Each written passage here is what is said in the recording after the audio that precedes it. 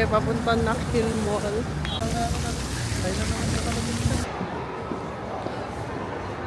So nawala kami guys. 2 times kami nagpaikot-ikot kasi akala namin dun sa mismo St. Regis.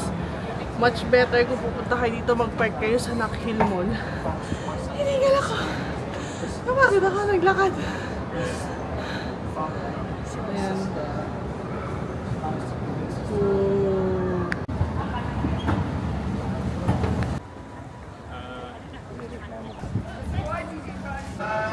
Pasok na kami sa loob, may picture taking. Ang init. Ang init. Yun.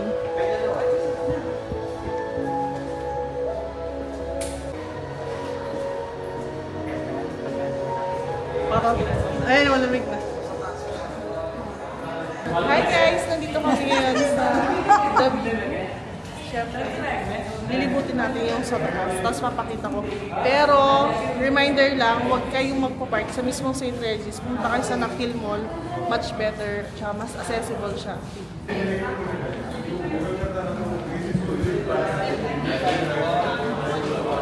Single line, design na mall.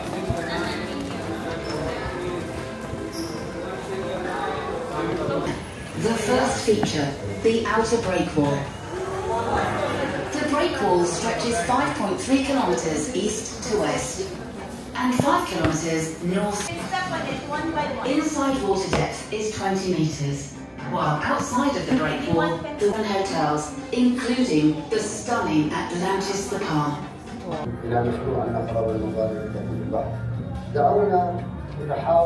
And a global tourist destination. His Excellency Sultan Ahmed bin Said.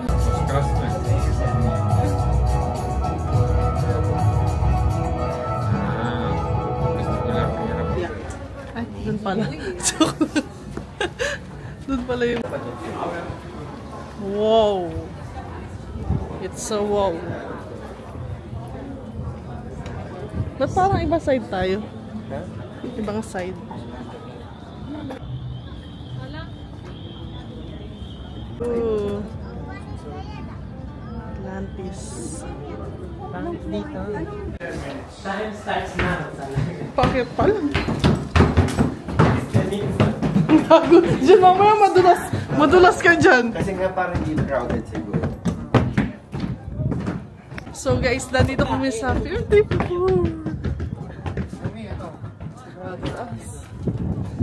Woo! Yun lang, hinihingal na ako sa lakad. So guys, nandito tayo ngayon sa The View, dito sa taas. Ayan yung makikita nyo, sobrang taas. Sobrang hangin. Ay, yung Atlantis na po. And dito sa na makikita nyo naman yung Virgin Arab, nandito to. Ayun guys, yung Virgin Arab. So pag umakit kayo dito, makikita nyo din yung name niya, yung The View The Palm.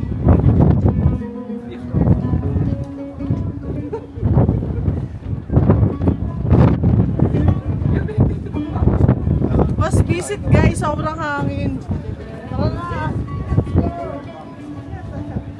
If you guys want to experience this, book using Klook application and use my promo code MSerranoKlook to get special discount. Comment down below kung ano pa yung place na gusto nyong puntahan namin dito sa UAE, sa Abu Dhabi man, sa Dubai, Sharjah, Ras Al Khaimah, at kahit sang parte ng UAE. At yun ang pupuntahan natin next.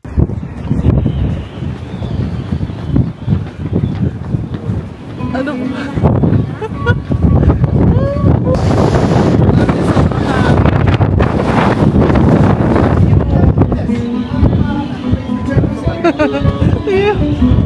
Maganda tingin ka